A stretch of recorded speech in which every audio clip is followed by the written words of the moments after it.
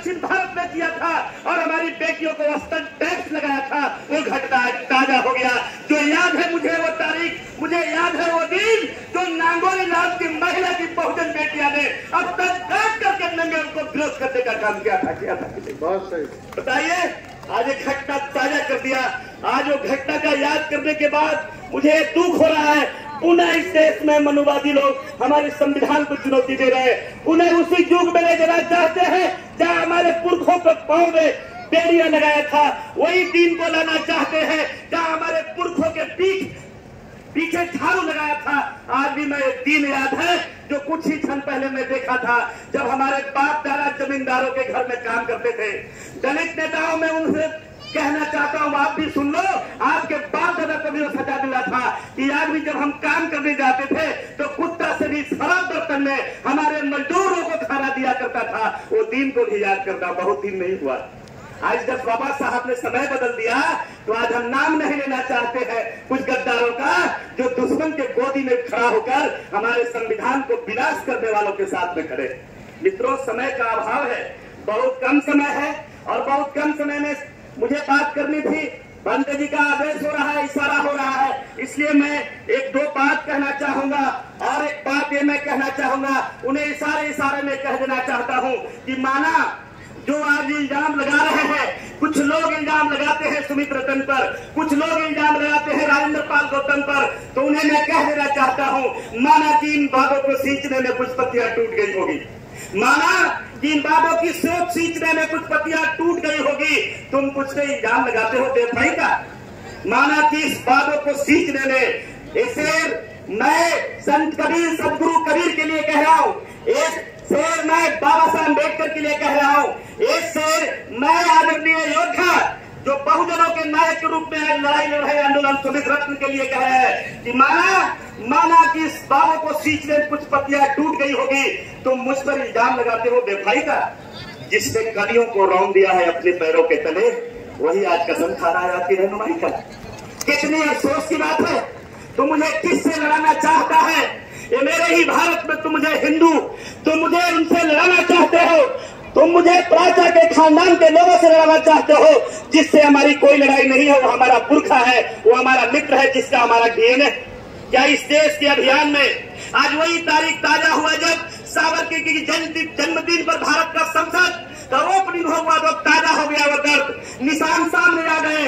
माना मैं आज भी ये बात मैं कह रहा हूँ, एक शेर के रूप में कह रहा हूँ, क्या इस देश के अभियान में क्या मेरा दाम नहीं था? आज भी क्या इस देश में मेरा शान नहीं था? अब्दुल हमीद देश का क्या शान नहीं था? अशफाक का बलिदान क्या बलिदान नहीं था? मुझे कुछ भी कहना, पर गद्दार ने कहना गांधी को जिसने मारा मुसलमान नहीं। बताओ मेरे दोस्तों, मराओ मेरे साथियों, क्या हमारा दुश्मन है प्राचा? क्या दुश्मन है भारत में हमारा मुसलमान? जिसने कलियों को रौंदा है वही आपकी रहनुमाई का कसम खा रहा है। समय अभाव है और मैं प्रतिज्ञा ले रहा हूं आपके बीच में। मैं एक चीज के लिए विश्वास दिला रहा हूं, मेरी जीवन की कहानी को पता कर लेना, मैं तो चुनाव लड़ने वाला नेता नहीं हूं, लेकिन मैं इतना जरूर मैं कह रहा हूं, इस अभियान को चलाओ। इस अभियान में अगर लड़ ना ढूंढ देने की तो सब कोई बात करते हैं, लेकिन आज भी कहता हूं कायर और गद्दारों के लिए नहीं, लेकिन कोई बहुजन आंदोलन का नायक अगर तेरी किडनी भी खराब हो जाएगी तो दोनों किडनी लेना, लेकिन मिशन को आगे बढ़ाना मैं देने के लिए तैयार हूं, ऐलान करता हूं। करो, हस्ताक्षर करा लो जहां कराना है वहां, लेकिन इस मिशन को बढ़ाओ। इस मिशन को नहीं बढ़ाओ तो आप गद्दारों के लिस्ट में आपका नाम जाएगा। ये मिशन आगे नहीं बढ़ाया अपने जीवन काल में भारत को, अगर बाबा साहब के संविधान का देश नहीं बनाया तो कायर और गद्दार तेरा बेटा कहेगा। ये कलंक हटाना है जिन्हें हटाना बताओ, हटाना है जिन्हें हटाना बताओ। तो आप तैयारी करो दिल्ली का। अरे क्या है, झांकी है, दिल्ली क्या है? अगर आज भी मैं कहता हूं दिल्ली में जाकर सूसू कर दोगे रामलीला मैदान में, जिसमें सारे लोग डूब के मर जाएंगे। जिस दिन भागीदारी होगी उस दिन अपना संसद होगा, बाबा साहब का संसद होगा, जहां हम फैसला कर लेंगे।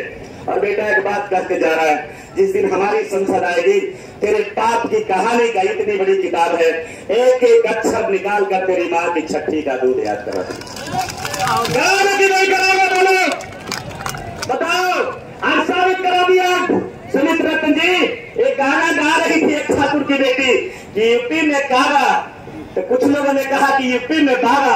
अब बारा की एक नगरी बुद्ध का ये नगरी, ये जो बाबा है ये कौन वंश के है पता लगा लीजिए, आपके वंशज है जो गोरखनाथ के मंदिर पर कब्जा करके बैठे हैं।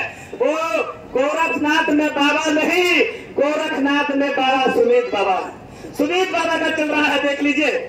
और बड़े षड्यंत्र हुआ, बड़े साजिश की गई इसकी कार्यक्रम को रोक दिया जाए। लेकिन मैं धन्यवाद देता हूं आपकी जिगर जैसे सीने का, मैं बधाई देता हूं जो आपकी हिम्मत है, आपकी चट्टानी ताकत है आपके अंदर, मैं धन्यवाद देता हूं सुमित जी। आप जैसा 100 बेटा का भारत में पैदा कर देता तो बहुत कम दिन में इस भारत को हम फतेह कर लेते।